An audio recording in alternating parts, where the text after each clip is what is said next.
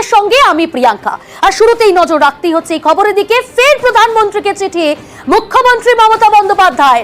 ডিবিসির জল ছাড়া নিয়ে ফের চিঠি, রাজ্যকে জানিয়েই জল ছাড়ার দাবি জল শক্তি মন্ত্রকের।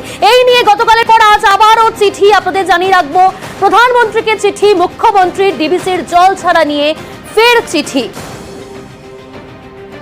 আবির রয়েছে আমার সহকর্মী। আবির, এই চিঠিতে কি উল্লেখ করা হলো? প্রধানমন্ত্রীকে তিনি যে চিঠি পাঠিয়েছেন সেখানে উল্লেখ করেছেন যে মাইথন এবং পাঞ্চের জলাধার থেকে জল ছাড়া নিয়ন্ত্রণে ডিবিসির যে ভূমিকা তা যথাযথ নয় এবং ডিবিসি তার প্রেক্ষিতে কেন্দ্রীয় জলসম্পদ উন্নয়ন মন্ত্রক যে তথ্য দিচ্ছে সেই তথ্য সঠিক নয়।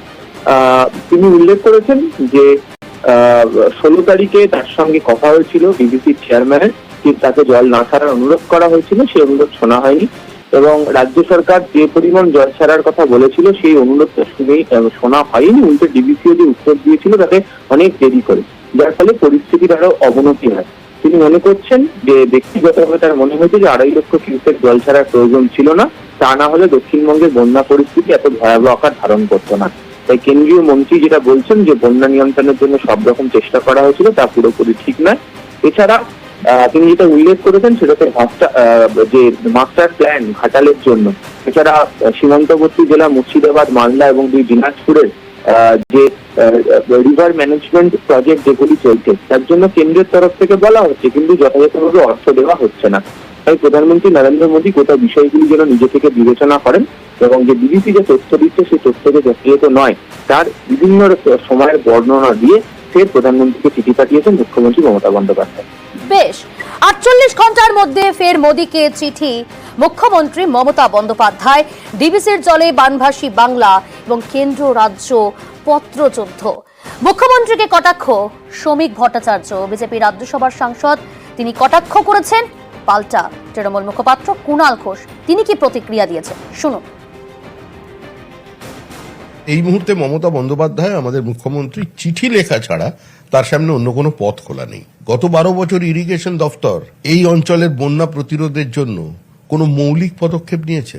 যেখানে ছোট ছোট বাঁধ তৈরি করেছে, সীমাহীন দুর্নীতির কারণে সামান্য বৃষ্টিতে সেই বাঁধ জল ধারণের ক্ষমতা হারিয়ে ফেলে জলে মিশে যাচ্ছে।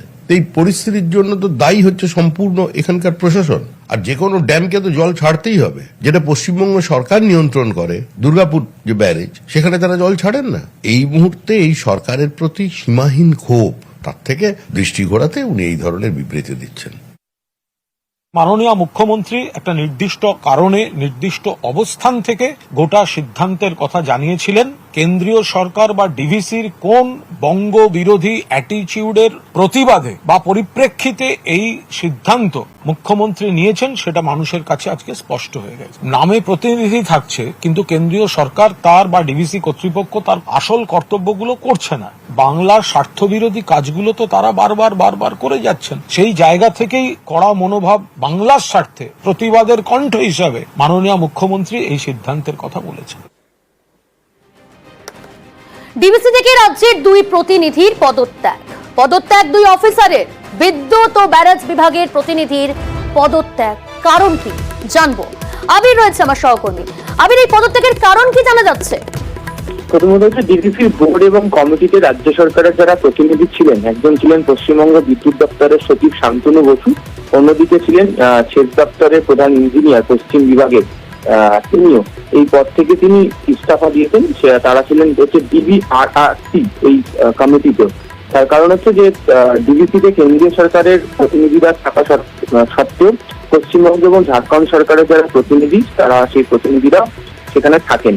রাজ্যের বক্তব্য হচ্ছে যে রাজ্যের সঙ্গে তো কোনো ধরনের আলোচনা করা হচ্ছে না, যা সিদ্ধান্ত এককভাবে কেন্দ্রীয় যারা প্রতিনিধি তারা নিচ্ছেন।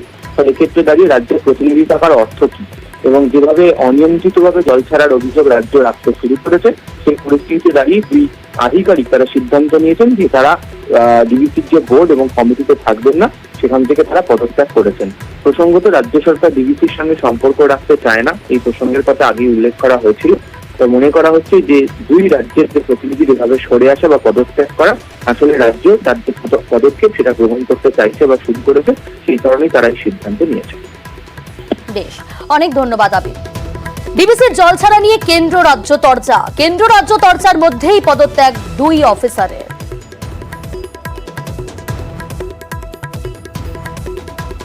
ডিভিসি একটা বডি আছে, Damodar valley reservoir regulation committee, deal করে ফ্লাড অপারেশন হোক, মনসুন হোক, নন মনসুন হোক। Member river management central water commission, এবং তার যে কমিটি, সেই কমিটিতে ডিভিসির একজন চিফ ইঞ্জিনিয়ার আছেন, ওয়েস্ট বেঙ্গলের একজন চিফ ইঞ্জিনিয়ার আছেন, আর ঝাড়খণ্ডের একজন চিফ ইঞ্জিনিয়ার আছেন। এই কমিটি কিন্তু পুরো জিনিসটা অপারেট করে, ডিভিসি কিন্তু কিচ্ছু করে না। ডিভিসি জাস্ট এই কমিটি যেটা বলে সেই হিসেবে কাজ করে। আর এই সেন্ট্রাল ওয়াটার কমিশনের একটা অফিস মাইথনে আছে, যেখানে একজন ডাইরেক্টর এসি সুপারিনটেন্ডেন্ট ইঞ্জিনিয়ার র্যাঙ্কের একজন অফিসিয়াল বসেন। উনি কিন্তু যা ইনস্ট্রাকশন দেয় শুধু ডিভিসি সেটা ফলো করে। এই জন্য ডিভিসি একা কখনোই দায়ী হতে পারে না এই জল ছাড়ার জন্য। পদত্যাগ করতে তারা বাধ্য হয়েছেন, পরিস্থিতির বাধ্যবাধকতা না নির্দেশ। যখন এই সরকারটা চলে যাবে তখন আপনি আবার বুম নিয়ে ক্যামেরা নিয়ে তার বাড়ি চলে যাবেন, প্রকৃত ঘটনাটা তিনি বলে দেবেন। কেন্দ্র রাজ্য যে সম্পর্ক, যুক্তরাষ্ট্রীয় যে ব্যবস্থা, সেটাই ধূলিসাৎ হয়ে গেছে। একটার পর একটা ছোট ছোট বাঁধ তৈরি হচ্ছে বিভিন্ন জায়গায়, এত নিম্নমানের জিনিসপত্র, তাদের পদত্যাগ করিয়ে একটা নতুন রাজনৈতিক চিত্রনাট্য। মাননীয় মুখ্যমন্ত্রী একটা নির্দিষ্ট কারণে, নির্দিষ্ট অবস্থান থেকে গোটা সিদ্ধান্তের কথা জানিয়েছিলেন। কেন্দ্রীয় সরকার বা ডিভিসির কোন বঙ্গ বিরোধী অ্যাটিচিউডের প্রতিবাদে বা পরিপ্রেক্ষিতে এই সিদ্ধান্ত মুখ্যমন্ত্রী নিয়েছেন সেটা মানুষের কাছে আজকে স্পষ্ট হয়ে গেছে। নামে প্রতিনিধি থাকছে, কিন্তু কেন্দ্রীয় সরকার তার বা ডিভিসি কর্তৃপক্ষ তার আসল কর্তব্যগুলো করছে না। বাংলার স্বার্থবিরোধী কাজগুলো তো তারা বারবার করে যাচ্ছেন। সেই জায়গা থেকেই কড়া মনোভাব, বাংলার স্বার্থে প্রতিবাদের কণ্ঠ হিসাবে মাননীয় মুখ্যমন্ত্রী এই সিদ্ধান্তের কথা বলেছেন।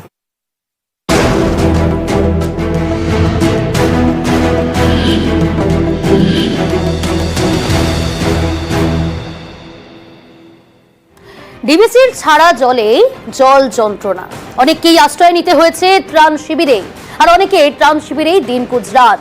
বৃষ্টি কমলেও দুর্ভোগ চরমে। প্রশাসনের তরফে যুদ্ধকালীন তৎপরতায় চলছে কাজ। দুর্গম এলাকায় ত্রাণ ও পুনর্বাসনের সমস্যা।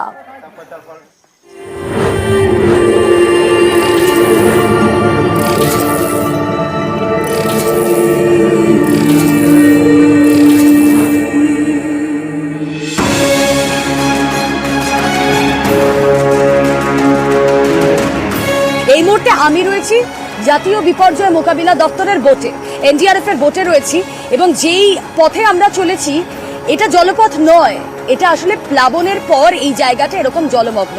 এবং ঠিক আগে যে নৌকো, যে ছবি আমরা দেখাচ্ছি, আমার সহকর্মী অশোক যে ছবি দেখাচ্ছে, সেই নৌকোতে রয়েছেন রাজ্যের মন্ত্রী, রাজ্যের বিপর্যয় মোকাবিলা দপ্তরের মন্ত্রী জাভেদ খান, তিনি রয়েছেন, এবং প্রশাসনের কর্তা ব্যক্তিরা তারা রয়েছেন।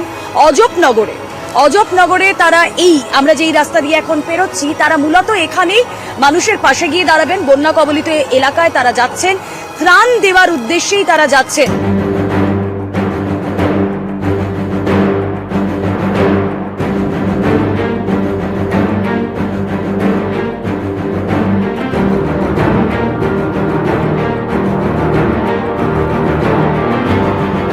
ভীষণ ব্যস্ততার মাঝে সাধারণ মানুষের এটাই ছিল যে সাংসদকে তারা কাছে পাবেন, পেলেন, তারা নিজের হাতে ত্রাণ দিচ্ছে। তখনই আমি এসে অ্যাসেসমেন্ট করে গেছি, এসডিও ডিএমএস এর সঙ্গে মিটিং হয়েছে, সমস্ত অনুষ্ঠানে এখানে প্রশাসনের সঙ্গে মিটিং হয়ে গেছে, এবং আজকে আবার এলাম। আমার মনে হয় কি প্রশাসন আজকে জাভেদদাও এলেন, ওনার সঙ্গে আমার কথা হচ্ছে কি আমার অনেকগুলো জিনিস লাগবে, যেহেতু উনি ডিজাস্টার মন্ত্রী, উনিও অনেকটাই কোঅপারেট করেছেন। তো তার জন্য আমি একটু এই বন্যাতে সত্যি মানুষ কষ্টের মধ্যে আছে, আমরা যাই করি না কেন, যতই করি না কেন, তাদের দুঃখের সামনে এটা কিছুই নয়।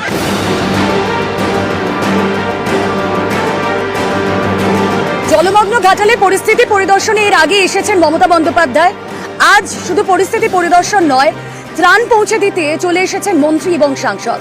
বিপর্যয় মোকাবিলা দপ্তরের মন্ত্রী জাভেদ খান, তিনি এসেছিলেন দুর্গতদের পাশে দাঁড়াতে, তাদেরকে ত্রাণ তুলে দিতে। অন্যদিকে ঘাটালের সাংসদ দেব, তিনিও এসেছেন যারা আর্ত দুর্গত তাদের হাতে ত্রাণ তুলে দিতে। আমরা এই মুহূর্তে রয়েছি যে বোটে, রাজ্যের তরফ থেকে যে সিভিল এমার্জেন্সি বোট, সেই বোটে আমরা রয়েছি, এবং আমরা দেখতে পাচ্ছি এখানে যে গ্রামবাসীরা রয়েছেন তাদের হাতে ত্রাণ তুলে দিয়েছেন রাজ্যের মন্ত্রী জাভেদ খান, রাজ্যের বিপর্যয় মোকাবিলা দপ্তরের মন্ত্রী, অন্যদিকে সাংসদ দেব।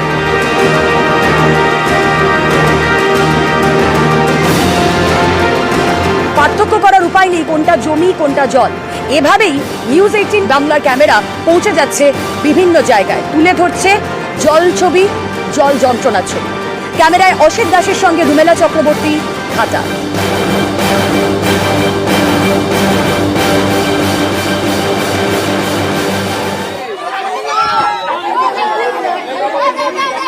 ডিবিসির ছাড়া জলে বিভিন্ন জায়গা জলমগ্ন, জল যন্ত্রণা, বন্যা পরিস্থিতি, প্রশাসন তৎপর।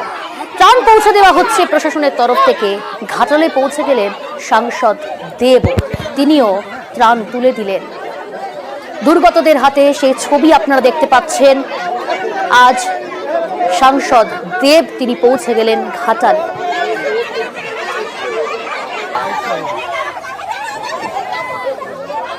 আজ আমরা দেখলাম ঘাটালের অজবনগরে পৌঁছে গিয়েছিলেন সাংসদ দেব। আর এই মুহূর্তে আমি জনতার দরবারে বসে আছি। কিছু প্রশ্ন রয়েছে দেবের কাছে, অবশ্যই সেটা জানতে চাইবো। আমি শুরুতেই জানতে চাইবো যে এই যে মাস্টার প্ল্যান নিয়ে এত কথা হয় না সোশ্যাল মিডিয়ায়, বিরোধীদের একাংশ তারা ইতিমধ্যেই বলতে শুরু করেছেন যে আসলে এই যে দেব এসেছে সিনেমার প্রচার নয়, একটা প্রচ্ছন্নভাবে এটাই দেবের মাস্টার প্ল্যান, ত্রাণকে সামনে রেখে প্রচ্ছন্নে সিনেমার প্রচার। উত্তর দিয়ে লাভ কি? এটা তো উত্তর শোনার জন্য তো প্রশ্ন করে না, এটা শুধু প্রশ্ন করে। এদের ধৈর্য নেই কি উত্তরটা শোনায়, বা কষ্ট হয় কি বড় বড় নেতারা তারা জানে সমস্যাটা কি, তারা জানে কষ্টটা কি, তা সত্ত্বেও প্রশ্ন করতে, ছোট করতে ছাড়ে না। এবার আমি কথার কথা বলি কি, আমি তো রাজনীতি করছি 10 বছর ধরে, এবং আমি রাজনীতির লোকও না, এবং তা সত্ত্বেও বড় বড় সমস্যা যখন করোনা হয়েছিল তখন তারা তাদের সাংসদকে পেয়েছিল, এবং এই অফিস থেকে বসেই আমরা অনেকগুলো কাজ করি, সেটা তো আমার দায়িত্বের মধ্যেই পড়ে। কিন্তু যারা রাজনীতি করে, তার সেকেন্ড জেনারেশন বা বিরোধী দলের নেতা, তারা যে প্রশ্নগুলো করছে, আচ্ছা আমার একটাই প্রশ্ন, এটা কি শুধু আমার দায়িত্ব ঘাটাল মাস্টার প্ল্যানটা করা? তোমার দায়িত্ব না? আপনাদের দল তো কেন্দ্র সরকারে আছে, তৃতীয় টার্ম, সবচেয়ে বেশি টাকা ওনাদের কাছে আছে, এবং আপনি তো এখানকার ছেলে, মানে এখানে জন্ম হয়েছেন, এটা মানে ইনফ্যাক্ট আপনার সেকেন্ড জেনারেশন। তার মানে ঘাটালে বন্যা তো 2 বছরের বন্যা না বা 3 বছর ধরে হচ্ছে, সেটা তো নয়, তো চলেই আসছে যুগের পর যুগ। আপনি ছোট থেকেই দেখছেন ঘাটালে বন্যা, আপনি এই দলে যখন ছিলেন তখনও দেখেছেন, তখন অন্য দলে গেছেন তখনও দেখছেন। এবার হচ্ছে কথা, আমার দলে যখন ছিলেন তখন চোখটা খোলা ছিল, এখন অন্য দলে চলে গেছেন, চোখটা বন্ধ করে নিয়েছেন। ঘাটাল মাস্টার প্ল্যানটা শুধু কি টিএমসির দায়িত্ব? ঘাটাল মাস্টার প্ল্যানটা কি যারা জিতেছে তাদেরই দায়িত্ব? কেন তাদের দায়িত্ব নয় যাদের সরকারটা কেন্দ্র সরকারে আছে? তারা কি করেছেন? তারা কি একটা চিঠি দিয়েছেন? দেশটাকে এগিয়ে নিয়ে যেতে গেলে যে কোনো একটা সরকার যারা সরকারে তার দ্বারা সম্ভব নয়, সমস্ত দলকে এগিয়ে আসতে হবে, সমস্ত মানুষকে। কিন্তু এই যে ছোট করে রাজনীতিকে বন্যা হলেই দেবে, যেমন মনে দেবের জন্যই বন্যাটা হলো, মানে আমি আর এইটাও সত্যি কি আমরা প্রতিশ্রুতি দিয়েছিলাম, অফকোর্স দিয়েছিলাম। আমার ফিরে আসা রাজনীতিতে ঘাটাল মাস্টার প্ল্যানের জন্যই, কারণ আমি রাজনীতি ছেড়েই দিয়েছিলাম। ইনফ্যাক্ট আমি জোরগুলা তোমাদের চ্যানেলেও বলে এসেছিলাম, এবং দিদি আমাকে যে কথাটা দিয়েছিলেন কি ঘাটাল মাস্টার প্ল্যানটা যদি আমি দাঁড়াই তাহলে তিনি করে দেবেন, এবং তিনি নিজেই অ্যানাউন্স করেছেন। আমার ফিরে আসাটা আমার কাছে একটা জয়, কি আমি যে স্বপ্ন নিয়ে আবার ফিরে এলাম, ঘাটাল মাস্টার প্ল্যানটা সেটা কোথাও যেন আশার আলো দেখছে। এবং জানিয়ে রাখি প্রসেসের মধ্যে আছে ল্যান্ড অ্যাকুইজিশন, অনেক কিছু আছে। ঘাটাল মাস্টার একটা বিশাল বড় সাবজেক্ট, সেটা মানে এক্সিকিউশন লেভেল, মানে কনস্ট্রাকশন কাজটা আমরা জানুয়ারি ফেব্রুয়ারি থেকে দেখতে পাবো। আমি যে কথাটা দিয়েছি ঘাটাল মাস্টার প্ল্যান ইলেকশন দাঁড়ানোর আগে, আমার আপ্রাণ চেষ্টা থাকবে কি 2024 থেকে 29 অবধি যে টার্মটা আছে তার মধ্যে কাজটা শুরু করা এবং শেষ করা। ক্যামেরায় অসিত দাসের সঙ্গে রুমেলা চক্রবর্তী, নিউজ 18 বাংলা। ঘাটালে বন্যা পরিস্থিতি, আর এই বন্যা পরিস্থিতি পরিদর্শনে রাজ্যের মুখ্য সচিব মনোজ পান্ত ঘাটালের বিশালাক্ষী মন্দির এলাকায় দুর্গতদের মেডিকেল ক্যাম্প পরিদর্শন করেন তিনি।